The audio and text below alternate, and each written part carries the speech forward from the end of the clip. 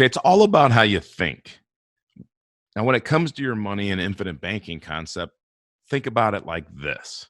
You have this insurance policy. Now, remember, it's not your typical insurance contract. It's the way a bank or a corporation would design an insurance contract, not how your local State Farm, New York Life, or Northwestern Mutual agent who's designing it to hold on to the money and designing it for death benefit would design a policy.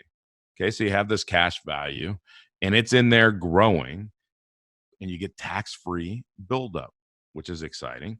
You still have death protection, illness protection, all those things that normally come with an insurance contract. And we have uninterrupted compounding. Now that's amazing. And if you've seen our video on the penny doubling, then you'll know what I'm talking about. And if you haven't seen that video, go back and watch it. It's great. The other thing is that your money is in this tax shelter. So there's tax benefits, right? Now, when you want to start acting like your own bank, okay, that's really the process of infinite banking. Now, Nelson Nash, the creator of the infinite banking concept, said it's a process, not a product. So let's not get so focused on the policy right now. Let's think about it as a process. But the policy allows us, because we buy this policy from a mutual insurance company, we become a part owner in that insurance company. There are certain contractual rights that we have. The first thing is we can take a loan against our policy. Now, remember that word against.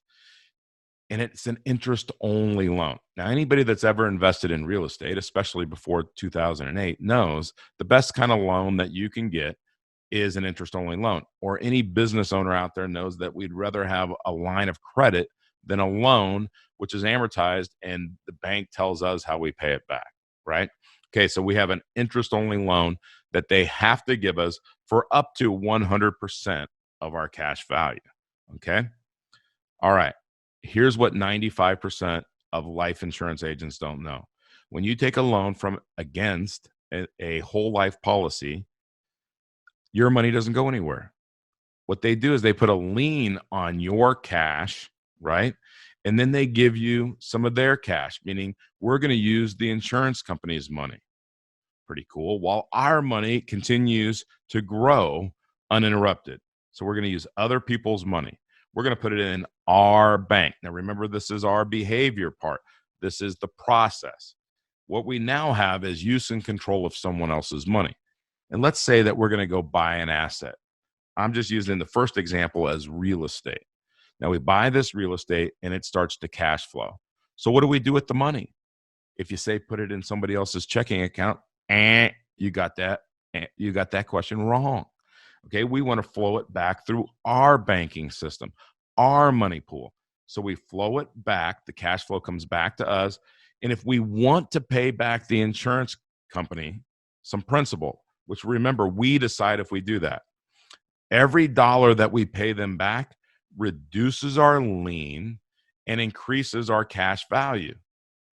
Now, if you've seen our video on velocity of money, which I highly suggest that you look at it, you'll see that that's what the bank does is when somebody pays them back, they do what? They loan that money right back out. So we take another interest-only loan from the insurance company. They obviously put a lien on our cash inside the insurance contract while it grows uninterrupted. Now we're using other people's money again to go buy another asset. This time we're going to buy interest in a business.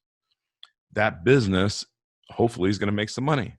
So it cash flows and we flow that money back into our banking system, us, and any principal payments that we pay back reduces our lien and allows us to do what? Use the money again. But the reason that this changed and says policies now is this starts to happen and you want to expand your banking system. Now, by the way, this is one of the reasons that you want to increase, you want to have a lot of capacity in this banking system so that when cash flow starts coming in, you're able to put as much money back in there as possible. Sooner or later, these policies are going to get full and we're going to need more. But it's just like if we owned our own commercial bank, as soon as we got one up and running and it was profitable, we'd want to open another one and another one and another one, right? We want as many branches of these banks as we can get, either whether it's our own bank or a commercial bank. Again, they give us another interest only loan. We use their money again. Remember OPM, other people's money. This time, and obviously they put a lien on our cash. This time we go buy a market account because the market goes down and we're ready to get in. Okay. So we invest in that.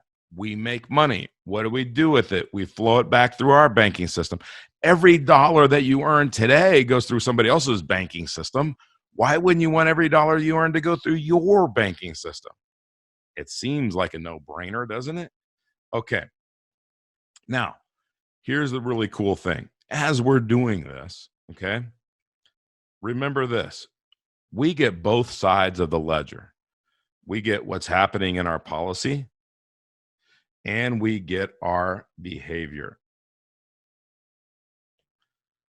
Now, if this money was sitting in a checking account or a mutual fund or something, and I wanted to go buy real estate, a business, or put it in some other market account, I would have to take money out of that account and then put it in one of these other assets, right? Invest it somewhere else. With this, because I can collateralize the policy 100%, I get both. It's an and asset, meaning I get the asset I have and I get to use the insurance company's money to go buy something else. That is the power of infinite banking. It's one of the cool things. It's one of the ways that I've been able to use this to buy multiple companies, the way that our clients are using it to invest in many different things. And if you want to learn how to do this, then go to createtailwind.com and sign up for a free coaching session and learn how to do this with assets and expenses. So how to buy your cars, vacation, your taxes, all while building up this money that you can take out down the road, and it's available at 0% tax.